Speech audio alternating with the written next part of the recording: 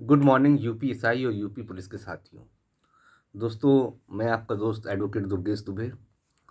और जैसे कि आपको पता ही है कि मैं आपको समय समय पे जो भी न्यूज़ यूपीएसआई या यूपी पुलिस से संबंधित जो भी जानकारी होती है, जो भी नोटिस आती है, जो भी परीक्षा तिथि या फिर कुछ भी ऐसा नोटिस जारी होता है, जो जो मुझे लगता है कि आपको मतलब इसकी सूचना देनी चाहिए, जिससे आपको परीक्षा देने और आगे तैयारी करने में थोड़ी सहूलियत रहेगी।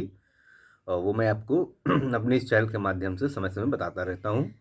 और जिसको अगर सही लगता है कि कि अगर ये चैनल सही है और ये हमारे मतलब एक तरह से तैयारी में थोड़ी सी मदद कर सकता है, तो वो लोग इस चैनल को प्लीज़ सब्सक्राइब कर लें। तो दोस्तों, आइए शुरुआत करते हैं। जो आज का विषय है, वो विषय सबसे मतलब आपको पता ही होगा। कल यूपी एएसआई, जैसे कि आपको पता है, एसआई में भी एक एसआई होते हैं, एक एएसआई होते हैं। एएसआई में भी 3 श्रेणियाँ बांटी गई हैं, जैसे कि गोपनीय पद हो गया, लेखाकार हो गया, इस टाइप के, जिसमें कि आप समझिए कि कंप्यूटर की आवश्यकता होती है, जिसमें कंप्यूटर ज्ञान की एक तरह से ज़रूरत पड़ती है। और नॉर्मल एसआई में तो जानते हैं आप, उसमें ऐसी कोई है होती नहीं, फील्ड वर्क ज़्यादा रहता है। तो आइए बात करते हैं। इसको आप एक तरह से ये भी कह सकते हैं कि एएसआई मिनिस्ट्रियल या फिर एसआई मिनिस्ट्रियल, ये कह सकते हैं आप।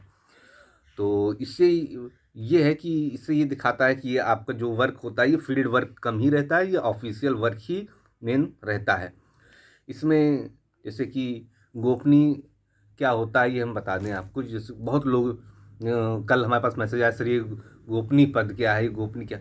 देखिए, एक कॉन्फिडेंशियल इसे बोलते हैं। गोपनीय का मतलब एक कॉन्फिडेंशियल ऑफिस होता है।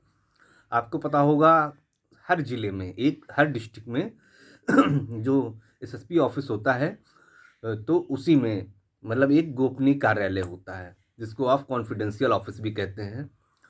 तो वहाँ पे क्या होता है, जैसे किसी का आपको पता होगा कि वीआईपी वीवीआईपी के प्रोग्राम आते जाते बनते हैं, तो जिसको गोपनीय रखना पड़ता है। और जिसको मतलब जनता में मतलब ऐसा बनाना पड़ता है कि जनता में इसका वो ना हो, गोपनीय रहे। तो उसमें जो वर्क करते हैं क्लर्क लोग, तो वो एएसआई पद के होते हैं। और तो मतलब उनके लिए ये पद है। आप अब आपको जहाँ तक समझ में आ गया हो कि गोपनीय का मतलब क्या है, तो जो गोपनीय कार्यालय में जो बाबू लोग वर्क करें, उनको मतलब एएसआई गोपनीय कहते हैं। दूसरी बात, ये लेखाकार क्या है। लेखाकार का काम होता है, जैसे आपको पता होगा, जो आपके कांस्टेबल हुए, आपके और दरोगा हुए, और भी मतलब पुलिस विभाग में जो भी वेतन जैसे पाते हैं, तो उनका भी वर्क पुलिस डिपार्टमेंट से ही होता है। तो लेखाकार मतलब वो कॉमर्शियल, मतलब एक तरह से समझिए आपका पूरा लेखा जोखा, आपका क्या पे ग्रेड है, क्या क्या है, वो सब चीज़ पूरा अपने तरफ से तैयार करके वो सरकार द्वारा सरकार को पहुंचाते हैं। फिर सरकार वहाँ से आपका वेतन निर्गत करती है। तो ये उस ऑफिस में काम करते हैं। ये हर ज़िले में ऑफिस बने हुए हैं। वो आपका जैसे आपको पता होगा, जीपीएफ होता है। जैसे आपको जो फंड कटता है, कितना फंड कट रहा है, फिर जब आप फंड मांगते हो तो फंड वापस किया जाता है। तो इन सब के लिए भी मतलब एएसआई की ज़रूरत पड़ती है। तो ये वो पद हैं, बहुत अच्छे पद हैं। इनकी परीक्षा भी आपकी समझ लीजिए, बस जैसे पुलिस की परीक्षा होगी, बस उसी के आसपास इसकी परीक्षा होनी है। इसके बाद आपको पता है कि अब वैकेंसी आने वाली है एसआई की, जो कि मैंने आपको पहले से ही बता दिया है। और किसी को एएसआई की भी उम्मीद नहीं थी कि आएगी। अभी बहुत लोग कह रहे हैं सर एसआई की नहीं आएगी। हम बता रहे हैं कि एसआई की भी वैकेंसी आपको बहुत जल्द देखने को मिलने वाली है। तो ये बात आप समझ लीजिए। तो रही बात यूपी पी के बारे में, मैं बता दूं, तो यूपी पी में कंपटीशन, बच्चे जुट जाएँ एकदम से, कंपटीशन बहुत ज़्यादा बढ़ गया है। और जो भी आपको कागज़ की ज़रूरत है, और तो आप मतलब वो लोग आप बनवा लीजिए। ऐसा ना हो कि आप जब फॉर्म भरने जाएं और कागज़ की ज़रूरत पड़े तो आपके पास समय कम हो, आप कागज़ ना बनवा पाएँ। मैं जनरल के लिए बता दूं, जनरल में बहुत लोगों ने कहा कि सर क्या मुझे भी नया मूल निवास बनवाना पड़ेगा और ये सब बनवाना पड़ेगा जाति वात।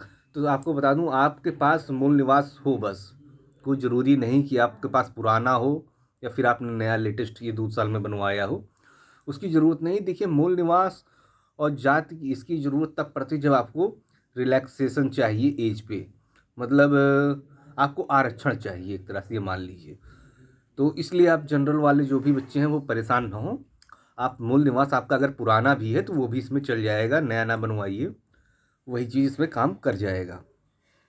तो यही चीज़ दोस्तों, ये कुल मिला के आप ये जानिए, आप फॉर्म जल्दी से जल्दी भर के आप सिर्फ तैयारी में जुट जाइए, इधर उधर पे ज़्यादा ध्यान ना दीजिए, नहीं तो आपका समय ही वेस्ट होगा और कंपटीशन बहुत ज़्यादा है आपके लिए।